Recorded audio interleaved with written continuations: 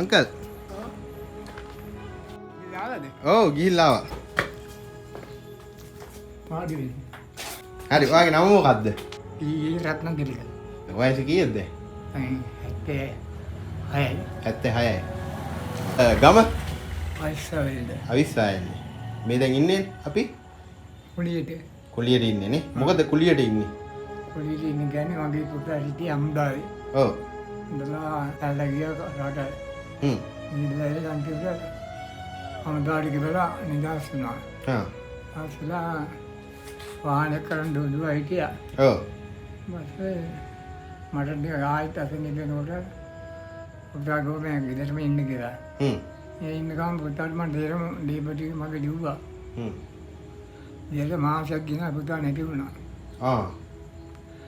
ඊට පස්සේ එළි මට එළියට යන්න මම යාට නැයිටි. ඔව්. නිබඩ වස්තු. ඒත් මම කල්පනා කරන්න දෙයක් නැහැ දාර. එන්නා කඩියට ටිකක් දාලා ඉඳලා ආයේ ආව ගොඩාව. ඒ ලේකම ලයිට් මාත්‍යක් මට කඳුනවා. ඒකයිට මාත්‍යක්. මොකෝරත් මම ගන්න දැක්කම නේද. ඔය කාමරේ ඉන්නවා. හරි දැන් මෙතෙන්ට එල කොච්චර කල්ද? ඉතින් දැන් අවුරුදු දෙකක් විතර එනවා. මේකට මාසෙට කීයක් ගෙවනවද? 5000 ගන්නවා. 5000. ඔව්. 5000. ඉතින් කොහොමද සල්ලි හොයාගන්නේ? හොයාගන්න විදියක් නැහැ. ඔය කැටි ගාවට යනවා කීයක් කරේ හම්බෙන එක. ඔය දැන් රැට පිටපොඩ කතර බිව්වා. කෑම නැහැ. කෑම කන්නේ රුපියල් 300ක් ඕනේ.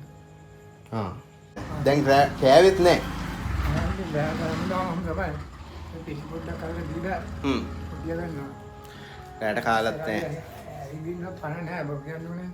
ඔව්. ඔයාට මට ලොකු උදව්වක් කරන්න බෑ. ඔව්.